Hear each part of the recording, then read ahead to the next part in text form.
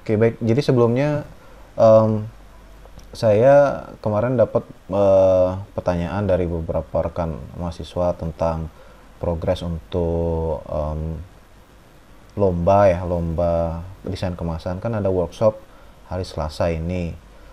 Baik, jadi dari saya sih saya menyarankan rekan-rekan untuk ikut workshop itu. Nah, seandainya ada pada pada jam yang sama, pada waktu yang sama, rekan-rekan mahasiswa itu ada kuliah, saya pikir untuk sesi itu saja boleh online saja gitu, jika memungkinkan. Nah, maksudnya kalau memang misalnya kalau dia kuliah praktek, nah itu yang agak agak susah. Cuman misalnya kalau ada kuliah praktek gitu ya, kalau memang masih bisa online, silakan online. Tapi misalnya kalau emang kesulitan, mungkin bisa datang untuk mengisi daftar presensi di workshopnya saja dulu gitu. Tapi sebenarnya penting sekali sih kehadiran rekan-rekan di workshop lomba desain kemasan. Pertama, itu sebenarnya bagian dari lomba gitu ya. Maksudnya bagian dari tahapan-tahapan untuk lomba, sehingga ketika rekan-rekan tidak mengikuti workshop itu, mungkin ada hal yang miss gitu, walaupun sebenarnya rekan Anda ada yang datang mewakili gitu. Nah, biasanya sih di lomba ini sebenarnya kan lomba yang sudah rutin sebetulnya, cuman mungkin baru kembali lagi ada workshopnya setelah setelah mulai ada apa ya, kelonggaran untuk protokol kesehatan. Jadi kita sepertinya sudah masuk endemi gitu, jadi dari pandemi masuk ke transisi ke endemik. Nah, biasanya sih memang ada workshop seperti itu, jadi nanti pesertanya akan dapat penjelasan mengenai tema, mengenai teknik, dan mengenai mekanisme lomba. Jadi sebenarnya lomba ini saya pikir penting ya untuk memberikan pengalaman ke rekan-rekan mahasiswa, khususnya pengalaman dalam bagaimana sih ikut dalam lomba yang diselenggarakan oleh pemerintah gitu. Karena pemerintah itu lumayan concern ya terhadap UMKM.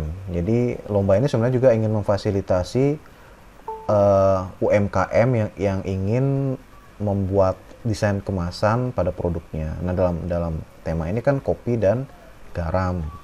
Jadi kopi dan garam itu yang sebagai contoh studi kasusnya. Gitu.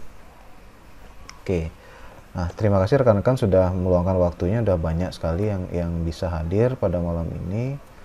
Saya pikir penting ya saya sampaikan, karena nah seperti ini juga project untuk desain kemasan itu kan sebenarnya project ujian akhir semester. Nah, bagi yang sudah masuk ke, maksudnya sudah mengumpulkan gitu ya, itu itu sudah sangat baik. Jadi saya sangat mengapresiasi, saya berterima kasih ke rekan-rekan karena sudah bersedia untuk meluangkan waktunya, bersedia untuk mencoba gitu ya. Karena untuk mencoba itu sebenarnya kadang apa ya, perlu effort yang lebih gitu. Tapi saya salut ke rekan-rekan sudah ada yang berhasil sampai ke workshop. Nah, bagi yang belum, karena ini project ujian akhir semester ya tetap juga harus membuat gitu. Walaupun tidak diikut sertakan ke lomba itu, karena misalnya telat mengumpulkan dan seperti itu kan biasa, hal biasa. Saya paham lah, maksudnya saya memahami karena saya juga pernah jadi mahasiswa, saya juga pernah mengalami hal-hal yang mungkin tidak terduga gitu, sehingga terlepas dari rencana itu. Jadi rencana sudah fix, agenda sudah fix, tapi ternyata ada hal-hal yang lain yang membuat tidak terlaksana gitu. Jadi saya memahami hal seperti itu. Cuman karena ini proyek ujian akhir semester, jadi semua mahasiswa itu wajib untuk membuat itu, terlepas dari apakah ikut atau tidaknya di lomba itu gitu. Nah, kok yang ikut lomba ya oke banget, itu keren banget gitu. Jadi selain ada pengalaman juga ada portofolio penting ya. Yang paling penting sebenarnya pengalaman. Jadi bagaimana rekan-rekan itu bisa ikut di workshopnya, kemudian memahami bagaimana sih sebenarnya lomba desain kemasan itu, bagaimana hakikat desain kemasan. Karena desain kemasan itu kan berlayer-layers dia. Misalnya kalau dia mengemas kopi, kopinya itu kopi yang berupa bentuk apa sih? Apakah serbuknya, apakah cair dia, minuman cair, apakah dia berupa biji gitu. Kopi itu kan dia dijual dalam berbagai wujud ya. ada yang dia cup, di cup itu dia langsung ada airnya gitu, sudah diseduh, dia sudah berupa cairan minuman. Lalu ada yang berupa um, serbuk serbuk kopi itu, dan ada yang banyak bijinya juga dijual. Nah, selain itu juga kan ada juga pengolahannya, misalnya kopi itu diolah jadi um, kopi susu gitu, misalnya ada campuran susunya segala macam. Nah, itu sebenarnya hal yang sangat menarik. Nah, kok yang garam sebenarnya ke prediksi saya tidak terlalu banyak yang berada di kategori ini, tapi sebenarnya karena tidak terlalu banyaknya orang yang ikut, sebenarnya peluang untuk menang itu lebih besar. Cuman ini kan kembali ke pilihan rekan-rekan mahasiswa semuanya, bebas, sebebas-bebasnya. Nah, hanya saja saya tidak ikut lomba, tapi saya akan mencoba untuk bisa ikut di workshop itu hari Selasa gitu ya.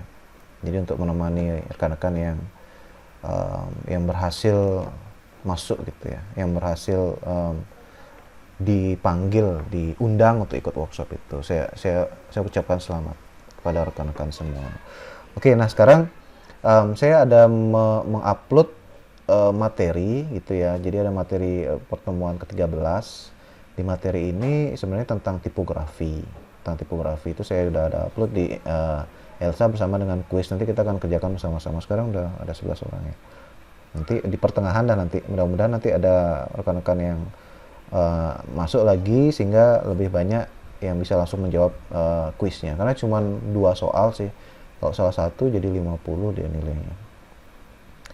Sebenarnya gampang sih. Ada di materinya, jadi jawaban itu ada di materi. Oke, saya share ya. Saya share untuk materinya. Sebentar, saya mau ambilkan bahannya di technical drawing.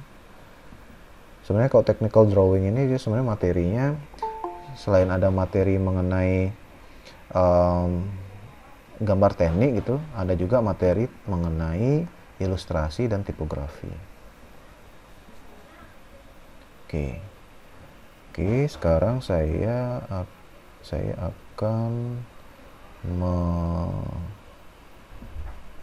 mana dia? Oke, sini saya izin share tab PowerPoint.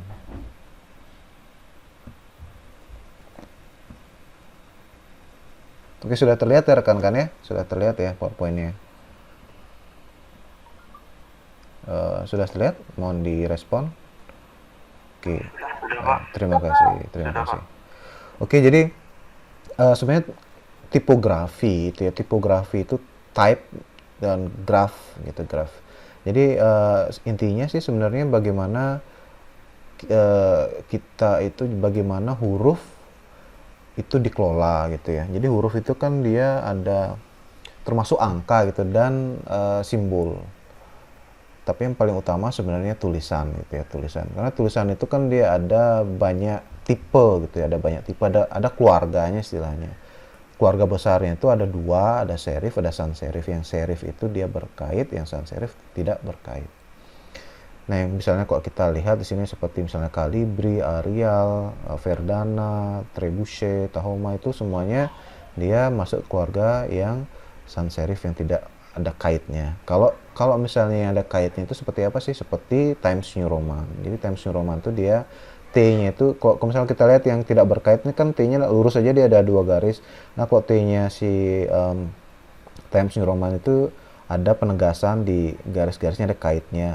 Nah, kenapa sih dia dibedakan jadi 2? Itu ada sejarahnya sebenarnya. Hanya saja kita bisa lihat kelebihan dan kekurangannya. Kalau sans serif, kalau yang tidak ada kaitnya seperti misalnya sini Calibri ini, dia itu sebenarnya lebih mudah, masih bisa dilihat walaupun ukurannya sangat kecil. Nah, kalau serif yang ada kaitnya, dia itu mempertegas identitas dari huruf. Jadi lebih kuat identitasnya. Karena misalnya kadang-kadang kadang I sama misalnya I besar sama L gitu, misalnya I sama L, I besar, I kapital sama L kecil itu kan sama dia.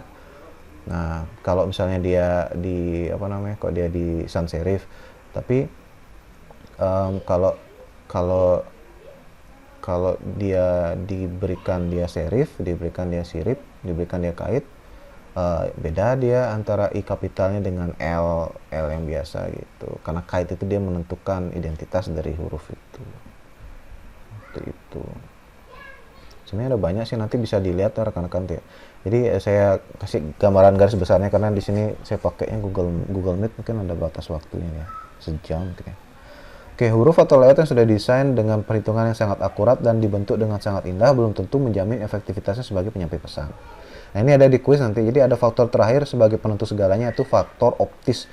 Optis itu maksudnya karena tipografi itu adalah dia sangat dominan unsur visualnya, walaupun ada unsur bunyi ya. Jadi bunyi yang kita dengar di alam pikiran kita itu, maksudnya kayak kalau kita baca tulisannya misalnya seperti ada kalau kita baca komik ya, misalnya silent komik yang nggak ada teksnya gitu, tapi setiap efek itu pasti ada tulisannya, misalnya ding duk biur, itu kan dia tulisan yang ada suara yang kita bisa membacanya dan kita mendengarnya itu, kita dalam tanda kutip ya, kita mendengarnya itu berbunyi gitu. Nah, itu ada aspek audial yang ada di pre-image kita, istilahnya di alam pikiran kita.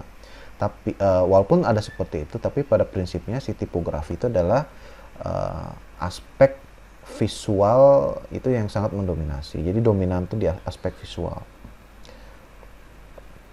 Jadi awalnya itu kan ada si mesin cetak, jadi tipografi itu dia berkembang pesat itu pada masa-masa munculnya teknologi cetak gitu. Jadi silakan rekan-rekan bisa telusuri bagaimana sih perjalanan sejarah mesin cetak itu. Jadi semakin banyak, semakin canggih teknologi itu, semakin besar peluang kita untuk berkreasi di bidang tipografi itu. Nah, di sini juga saya sampaikan bahwa di sini ada yang masuk di kuis yang di riset ini. Dalam desain, pemilihan huruf bukan sekedar ekspresi jiwa, tapi juga riset.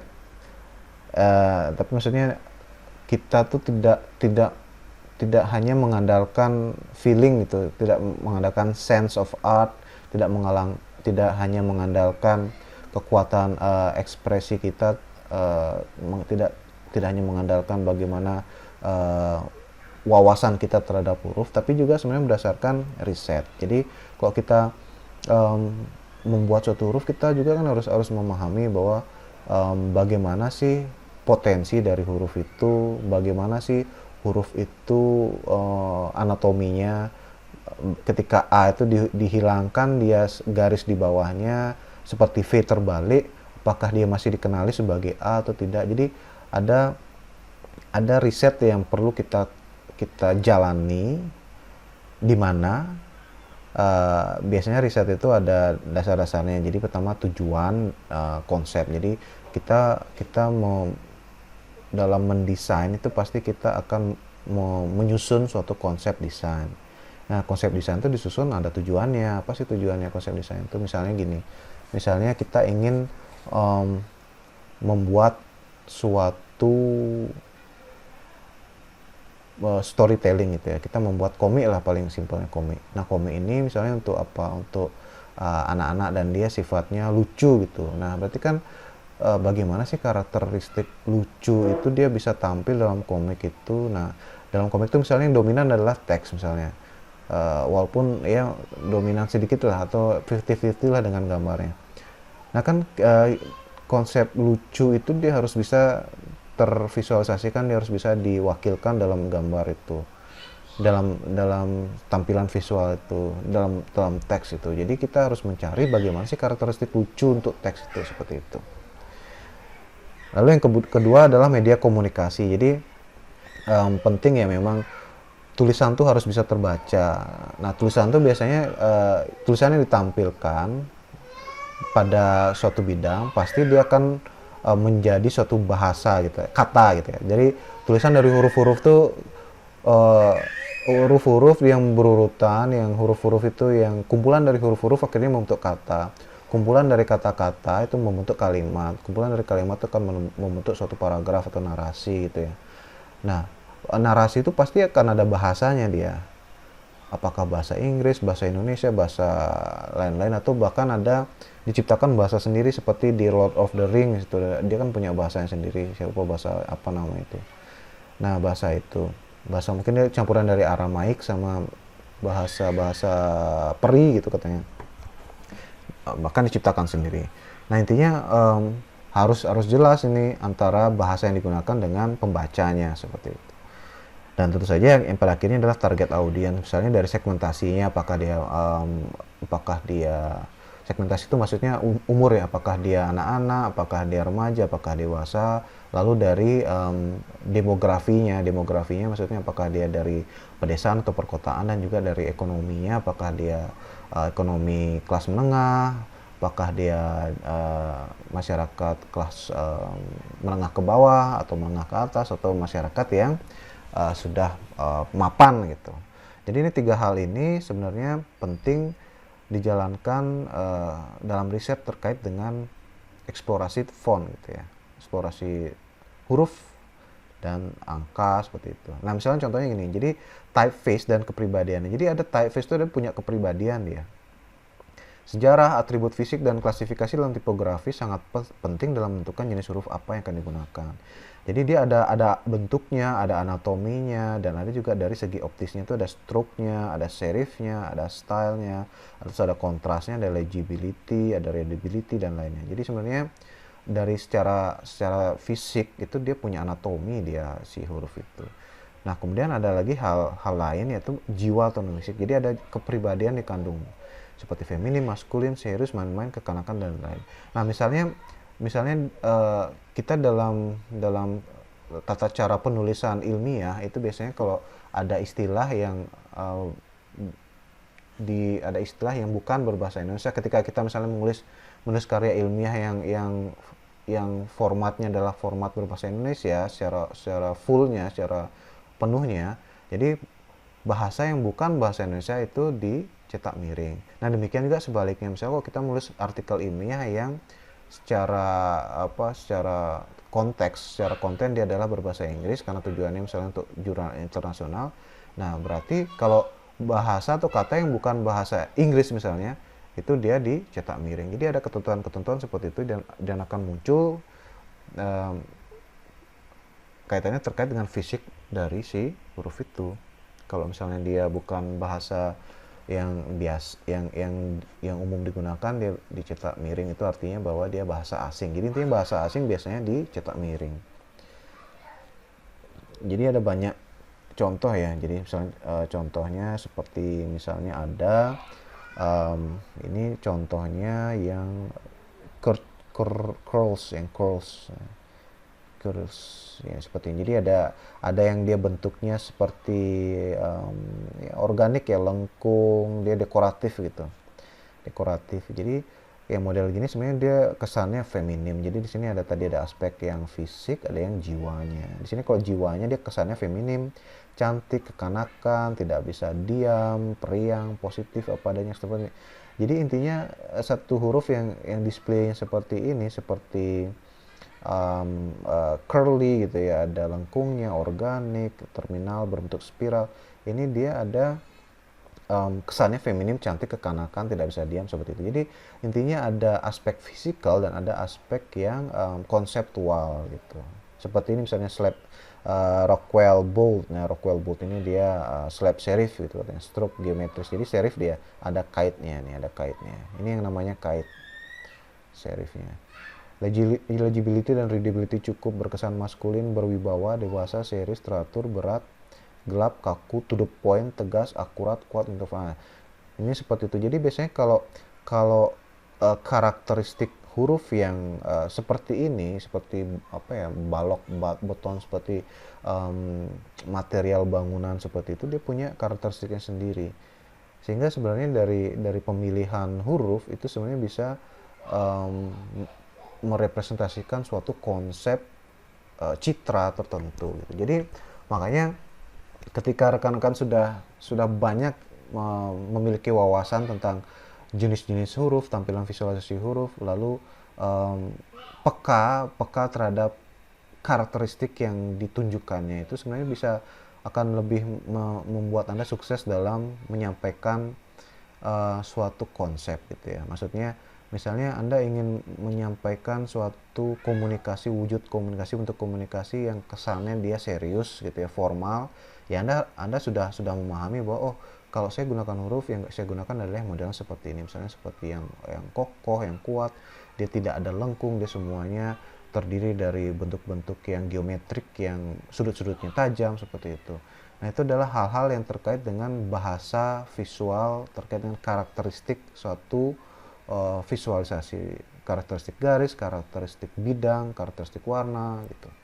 Jadi ada karakteristik dalam satu wujud visual itu. Seperti itu. Nah, misalnya seperti ini ada dia script gitu ya.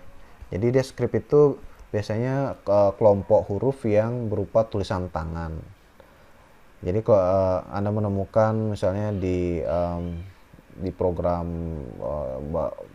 berbagai program yang bisa menampilkan tulisan seperti dari Microsoft Word sampai Adobe Illustrator sampai di 3D pun semuanya pasti ada fitur yang menyediakan penggunanya untuk dapat memasukkan aset tulisan ke dalam bidang karyanya, ke dalam kanvasnya atau workspace-nya gitu.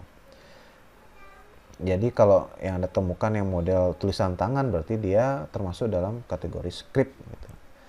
Ya, biasanya script itu dia intinya dia ada tulis. Jadi kalau Anda pernah waktu TK atau SD itu belajar menulis sambung gitu ya. Atau Anda pernah nggak ya? Anda belajar juga nggak ya? Menulis sambung itu udah namanya script ya, dengan tulisan tangan itu. Biasanya ini dia punya kesan berkarisma gitu ya. Tulisan-tulisan model script ini digunakan untuk bersurat pada zaman dulu itu dari kerajaan ke kerajaan itu, baik dia untuk komunikasi yang sifatnya diplomatis maupun yang sifatnya itu bahkan provokatif gitu, jadi untuk mengajak perang seperti itu. Jadi digunakan tulisan sambung. Jadi karena tidak banyak orang-orang yang bisa menulis huruf tulisan sambung pada zaman waktu kerajaan itu, misalnya sekitar abad 14 atau abad ke-15 itu. Seperti itu. Nah, misalnya ada yang juga yang dekoratif tapi dia misalnya kesannya goresan-goresan yang sangat ekspresif gitu. Ini display dia, istilah modelnya display. Jadi display itu dia sangat random gitu. Jadi tidak teratur gitu. Di saat semua huruf-huruf itu dia teratur, dia punya huruf besarnya, punya capital lettersnya, punya small case-nya, upper case itu yang besar, huruf kapital, ada yang small case-nya, ada yang huruf kecilnya. Nah, di sini ada tipe huruf itu yang besar semua gitu, kapital semua, dan dia nggak punya versi huruf kecilnya, dan dia sangat tidak teratur, diekspresif sekali, kacau gitu ya. Itu memungkinkan karena memang dia mungkin ingin menyampaikan komunikasi atau kesan sebagai sangat random, sangat rebel gitu. Jadi itu bisa. Jadi memang ada karakteristik dalam garis gitu. Misalnya grunge kan ada aliran musik dia grunge itu. Ada yang suka grunge mungkin ya, grunge itu. Siapa ya gininya? System of a Down itu dia grunge ya, System of a Down itu. Metal. Nah, kalau Metallica itu metal, kalau Slipknot itu metal, grunge itu Slipknot. Ada yang tahu Slipknot nggak? Jangan nggak ada yang tahu Slipknot. Slipknot, System of a Down. Ada yang tahu Slipknot nggak? Atau taunya? Oh tahu, mantap. Taunya nanti ada band Korea aja nanti, boy band. Slipknot, System of a Down tuh kemana ya mereka ya? System of a Down, Slipknot, terus Korn itu lagi, Korn itu udah nggak kedengeran lagi sih, Korn. Nah, di sini ada contoh-contohnya nih. Misalnya kalau gembira tuh yang mana yang cocok untuk menampilkan gembira itu di sini. ada yang ini gembira bisa seperti itu, ada yang marah, di sini marahnya lebih uh, apa namanya ekspresif sekali, marah, sedih, ada sedih, lalu ada maskulin, ada feminin. Jadi banyak sekali sih sebenarnya tersedia pilihan tipe-tipe huruf itu gitu. um, Banyak sekali. Jadi kita kita coba, jadi rekan-rekan juga rekan-rekan mahasiswa juga coba untuk melihat gitu ya, uh, tampilan visualisasi huruf dan bagaimana kesesuaiannya, bagaimana sih dia ditampilkan, cocok nggak sih ditampilkan untuk menampilkan kesan apa. Nah, um, satu yang saya juga tekankan, sebaiknya kalau kita ingin menyusun satu karakter gitu ya, karakteristik pesan atau karakteristik komunikasi. Kalau bisa, kalau misalnya perihal huruf ini dalam satu bidang itu paling banyak ada tiga style gitu, tiga tipe. Jangan sampai ada banyak, misalnya headlinesnya apa namanya, di headlinesnya atau di judulnya dia capitals, di sub headernya dia pakainya yang di sentence case, jadi ada kalimat yang tulisannya sentence, jadi besar di depannya saja lalu kecil seperti itu, dengan tipenya masih yang satu keluarga.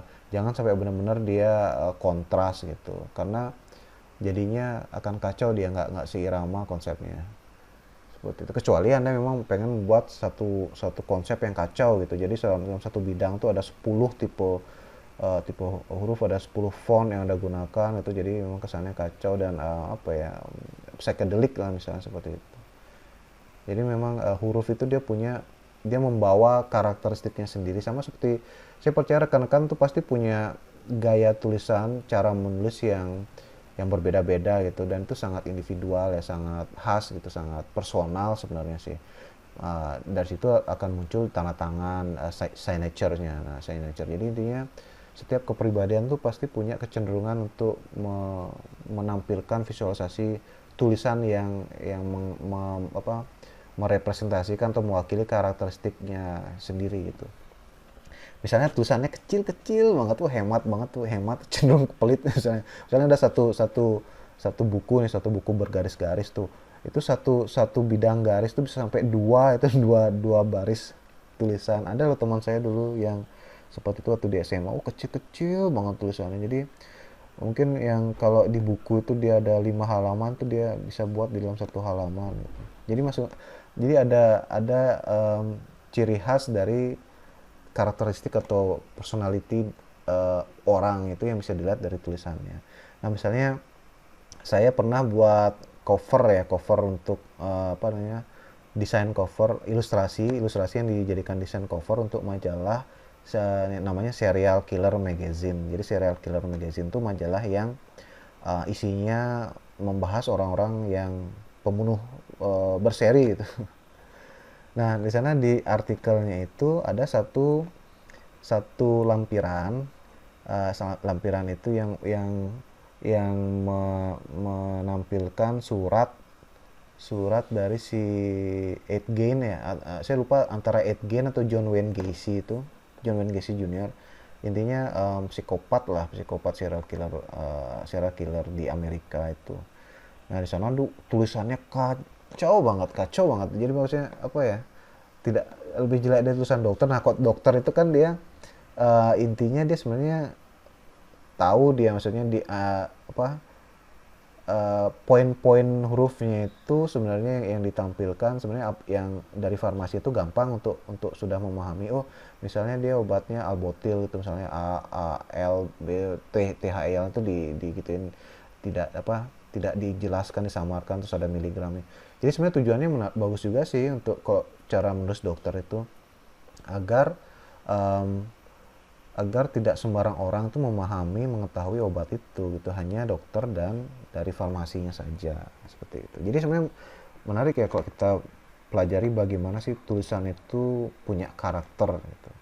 Misalnya kalau jazz itu seperti apa, bahkan nanti dalam perkembangannya huruf itu juga kemudian diasosiasikan dengan bentuk-bentuk tertentu. Misalnya jazz, J pada jazz itu kan seperti trompet itu, dan trompet itu adalah atau saksofon ya, saksofon itu adalah salah satu alat musik yang khas di jazz itu misalnya.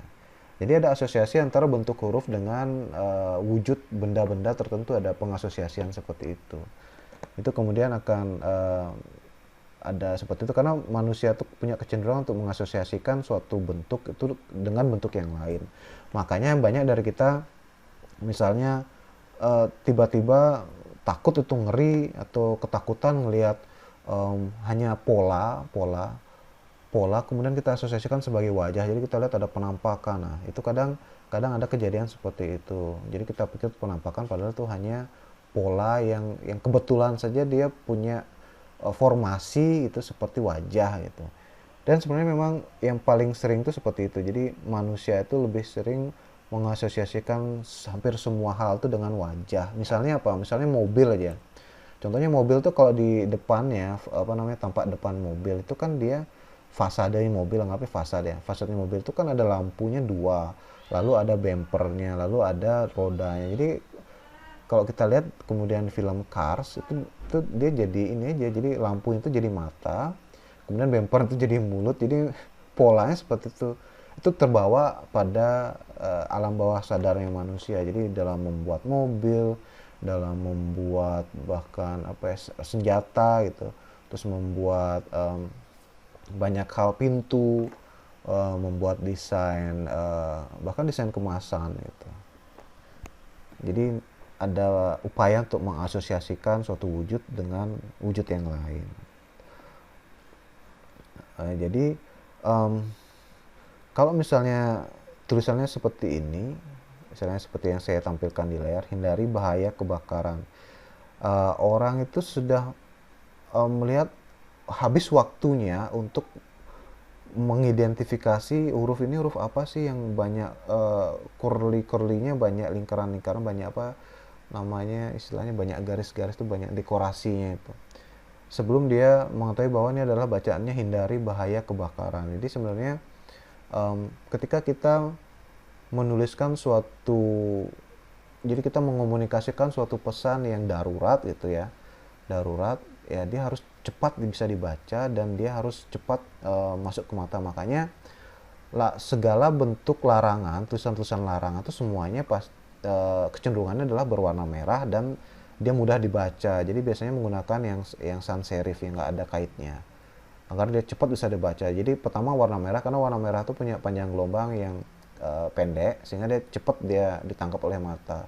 Warna merah, kemudian dia sans serif, gampang dibaca, dan dia harus kontras dengan backgroundnya, dengan latarnya, seperti itu. Jadi memang ada penggunaan huruf-huruf itu untuk istilahnya untuk hal-hal atau pesan-pesan tertentu gitu. Misalnya kalau dibandingkan ini dress yang cute and chic, jadi kan nggak cocok dia cute dan chic itu, tapi dia dibuatnya seperti apa ya, seperti formal dan agak terlalu kenceng gitu ya, terlalu kaku gitu. Sebenarnya cute and chic itu kan bisa saja kalau kita ingin menampilkan cute dan chic itu kita buatkan dia atau kita pilihkan dia huruf yang memang sesuai dengan konsep cute dan chic itu gitu. Misalnya dress yang cute and chic tapi nggak nyambung antara style tulisannya dengan apalagi gambarnya cute and chic, tapi ada orang botak dengan tatapan mata yang tidak ramah gitu misalnya, itu kan nggak cocok dengan konsep cute and chic-nya. Atau mungkin ada rekan-rekan yang menganggap botak tuh cute, mungkin bisa jadi chic, tapi kok chic-nya nggak cocoknya chic karena dia man ya, bukan boys lagi, man dengan hood yang seperti itu. Apalagi yang ini kok ini kan dia cocok dia antara gambar ilustrasi dengan tipe hurufnya, tapi yang nggak cocoknya apa sih, ternyata nih bacaannya 10 tips memandikan bayi gitu, tapi dia menampilkan tulisan yang tipenya itu lah yang rebel, yang grunge gitu ya. Tapi dia ingin menyampaikan pesan tentang tips-tips memandikan bayi, tapi horor banget, itu kan nggak relevan dia, nggak sesuai itu. Kebayang ya, bisa dipahami ya rekan-rekan ya.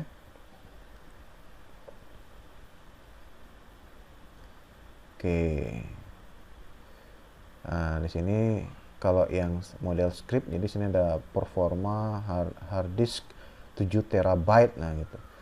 Jadi di sini misalnya ada orang yang apa namanya? Ada orang yang seperti terlihat dia uh, intel intelijensinya tinggi gitu ya. Dia uh, pintar gitu. Nah, kemudian ditampilkanlah huruf script, tapi ternyata setelah kita baca performa hard disk 7 terabyte. Nah, sepertinya kurang cocok ya, karena kalau kalau tema-temanya itu mengenai komputer, itu sebenarnya ada font yang lebih lebih relevan gitu, lebih sesuai. Kira-kira kira-kira seperti apa? Kebayang nggak rekan-rekan ya? Maksudnya em, sudah kebayang ya, maksudnya bagaimana sih huruf itu dia bisa punya punya karakteristik gitu ya? Kebayang ya? eh ya ya. Oke, jadi sekarang rekan-rekan coba dibuka ininya ya, dibuka Elsa-nya. Kita langsung ke buka Elsa ya, kita langsung buat kuisnya nih mumpung lagi banyak nih. Mumpung lagi ada berapa orang? 12 orang. Oke, rekan-rekan yang online, rekan-rekan semuanya saatnya kan sudah online nih. Silakan dibuka Elsa-nya. Ntar saya chatnya mana, chat.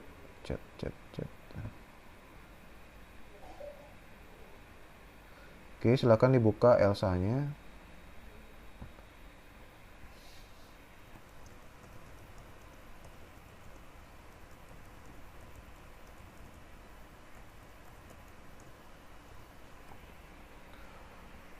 Kita isi kuis 13. Udah ya? Sudah dibuka Elsa-nya? Halo? Sudah, Pak. Udah ya? Oke. Oke, di Elsa ini ada kuis 13 gitu ya. Jadi hanya ada 2 pertanyaan, jadi kita sekarang akan menjawab 2 pertanyaan itu. Sebenarnya tadi sudah kita sampaikan jadi saya sudah tadi sampaikan di presentasinya itu, walaupun sebentar, tapi masih ada banyak sih. Jadi rekan-rekan nanti bisa bisa dibaca materinya. Oke, jadi yang pertama, pertanyaan pertama, dalam desain, ntar saya perbesar ya deh biar lebih kebaca deh. Dalam desain, pemilihan huruf bukan sekedar ekspresi jiwa, tetapi dengan riset yang berdasarkan di sini kalau di tampilan di ESA saya yang A-nya adalah rencana desain, eksekusi, evaluasi, yang B-nya tujuan konsep, media komunikasi, target audience, yang C-nya praproduksi, produksi dan pasca produksi, yang D-nya budgeting, penyusunan timeline. Yang mana nih jawabannya untuk yang pertanyaan pertama? Ada yang bisa membantu saya menjawab?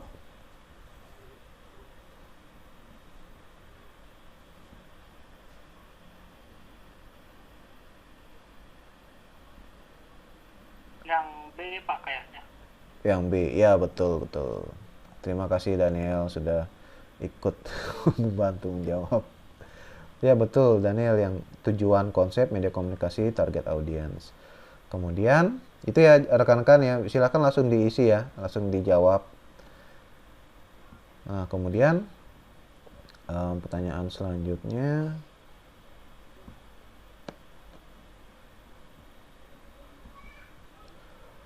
fokus terakhir sebagai penentu keberhasilan tipografi adalah kalau di saya pilihannya A. Faktor kecenderungan selera, B. Faktor tidak terduga, C. Faktor kreativitas, D. Faktor optis. Oke, saya ulangi ya. Faktor terakhir sebagai penentu keberhasilan tipografi adalah A. Faktor kecenderungan selera, B. Faktor tidak terduga, C. Faktor kreativitas, D. Faktor optis. Kalau di saya seperti itu. Ya, optis betul. Jadi kalau yang di saya ini dia di D deh, faktor optis. Nanti di rekan-rekan mungkin random dia apa akan di random dia. Jadi faktor terakhir sebagai penentu keberhasilan tipografi adalah faktor optis karena ya seperti tadi yang kita bahas itu jadi sangat terkait dengan aspek visual gitu. Oke. Nah, oke, jadi sampai di sini ada pertanyaan rekan-rekan semua?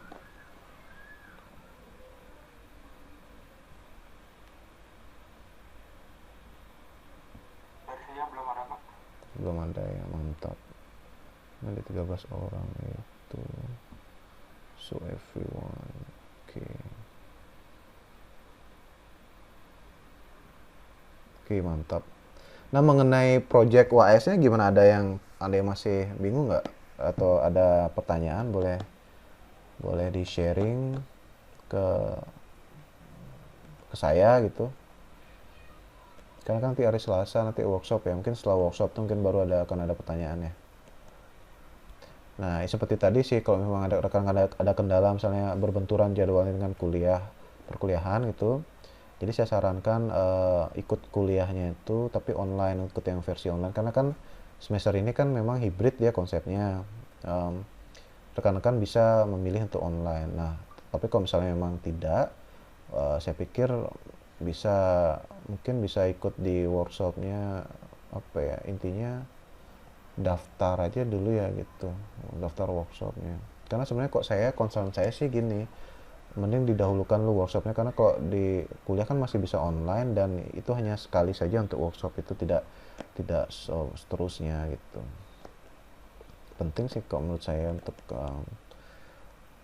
apa ya keterlibatan dalam event ini. Nah seandainya memang butuh surat, saya bisa membantu untuk membuatkan dari WK3 untuk bagian kemahasiswaan. Jadi kan sebenarnya dari tim wakil rektor 3 itu sebenarnya punya kepentingan juga untuk membantu mahasiswa dalam event-event lomba gitu karena kan sebenarnya penting itu bagi mahasiswa dan bagi kampus juga keterlibatan mahasiswa dalam lomba itu. Sebenarnya yang lebih banyak dapat keuntungan sih mahasiswanya sih, apalagi kalau juara gitu ya. Jadi kalau dapat juara, selain dapat hadiah dari pemerintahnya juga bisa diajukan ke wakil rektor 3 timnya, ke si Asti, Mbak Asti, Bu Asti.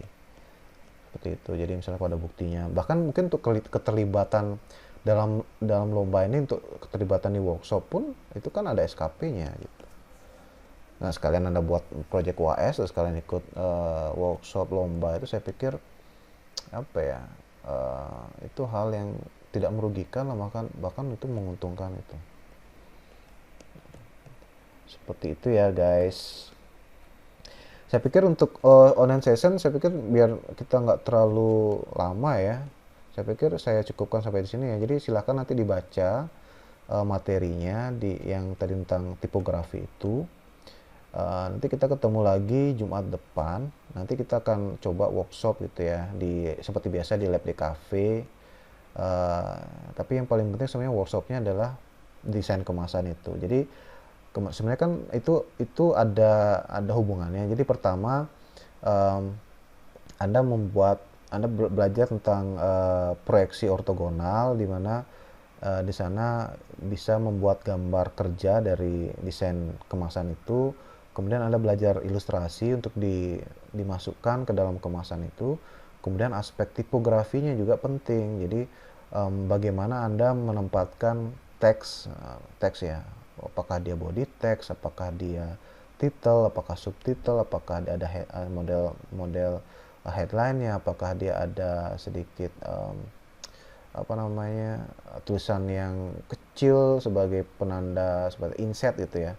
Itu sebenarnya itu akan melengkapi karya desain kemasan Anda di mana di sana ada gambar kerja desain kemasannya, tampak depannya, tampak sampingnya, kemudian gambar polanya, kemudian ada ilustrasinya, kemudian ada tipografinya di sana, perihal pemilihan model huruf, lalu bagaimana dia karakternya, misalnya kopi itu seperti apa. Dan jangan lupa juga untuk em, apa ya, menampilkan aksara Bali di atas merek merek. Jadi nanti rekan-rekan kan membuat merek tuh, merek kopi atau garam yang rekan-rekan pilih itu. Jadi di atas mereknya itu ada tulisan Balinya. Cuman untuk di mereknya saja sih saya pikir ya, aksara Balinya gitu. Nah untuk aksara Bali itu sebenarnya bisa kok didiskusikan. Misalnya ada rekan-rekan yang kesulitan, itu bisa bisa disampaikan di grup gitu ya. Kita punya grup,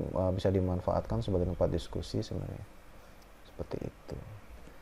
Baik, dari saya seperti itu sih. Saya pikir rekan-rekan mungkin ada hal yang ingin disampaikan, silakan. Saya persilahkan.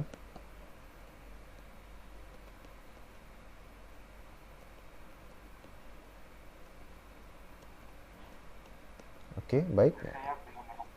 Ya, gimana Madi Arya? Dari saya belum ada, Pak. Oh ya.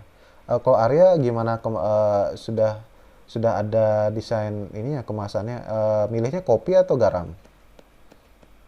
Saya milih kopi, Pak. Untuk desainnya sudah ada. Oh Dan ya. proses pembuatan. Ya soalnya kemarin tuh kan udah sempat kita workshop ya, cuman sayang sekali nggak berlanjut gitu yang kemarin yang sempat datang di awal, terus kemudian kemarin saya cuma berdua sama Daniel sama Adrian Nopiranda itu aja. Jadi kalau bisa minggu depan kalau bisa datang ya yang memang bisa datang ke kampus itu, kecuali memang ada halangan yang sangat-sangat tidak bisa dihindari gitu ya, maksudnya ya memang harus di rumah atau nggak bisa ke kampus itu, karena kan saya juga sudah fasilitasi dengan grafik tablet itu, jadi sayang sekali misalnya kalau nggak dimanfaatkan gitu loh. Jadi sudah ada lab juga. Jadi sebenarnya kalau mata kuliah gambar technical drawing ini sebenarnya nggak disediakan lab, tapi saya sudah uh, men- meminta itu dari akademik dan diberikan. Itu sebenarnya sudah baik ya, maksudnya walaupun tidak sesuai dengan jamnya, jam 9 seharusnya, tapi baru dapat labnya jam 10. Saya pikir itu fasilitas itu hendaknya dimanfaatkan karena sudah difasilitasi gitu. Apalagi ya itu apa ya, sudah dibantu untuk ikut lomba. Nanti mudah-mudahan saya juga bisa ikut di workshopnya, sehingga saya juga tahu nanti siapa tahu ada hal yang penting yang bisa saya share juga ke rekan-rekan. Itu mudah-mudahan dikasih ya workshop itu. Seperti itu deh. Kalau memang nggak ada, nanti kalau misalnya ada hal-hal yang mungkin baru terpikirkan setelah sesi online ini, atau misalnya besok tiba-tiba baru kepikiran, silakan kontak saya via WhatsApp juga nggak apa-apa ya. Jadi saya terbuka untuk pertanyaan. Silahkan kalau memang ada pertanyaan seperti itu. Baik, kalau begitu untuk online session pada malam ini saya akhiri sampai di sini. Terima kasih rekan-rekan atas waktu dan tenaga yang sudah uh, dialokasikan untuk sesi online ini. Mudah-mudahan rekan-rekan semua sehat. Mudah-mudahan pandemi ini sudah jadi endemik gitu ya, sehingga kita lebih leluasa untuk berkarya gitu ya. Walaupun sebenarnya ya mungkin saya percaya pasti ada aja ya, oh saya sudah enak nih kerja bukan work from home tapi from anywhere and everywhere gitu ya. Jadi ada kebiasaan yang ternyata sudah jadi kebiasaannya sudah jadi bahkan menjadi habit gitu ya karena pandemi ini. Ya, saya akhiri ya untuk online session ini ya. Tadi sudah dibuat kuisnya juga sebagai sebagai tanda presensi. Jadi saya juga udah kasih alokasi waktu seminggu untuk ngerjain kuis itu. Jangan sampai nggak buat, kalau nggak buat itu sepertinya berlebihan ya, keterlaluan. Baik, selamat malam rekan-rekan semua. Saya akhiri ya sampai sini. Sampai jumpa di pertemuan selanjutnya. Terima kasih, Pak. Selamat malam. Selamat malam.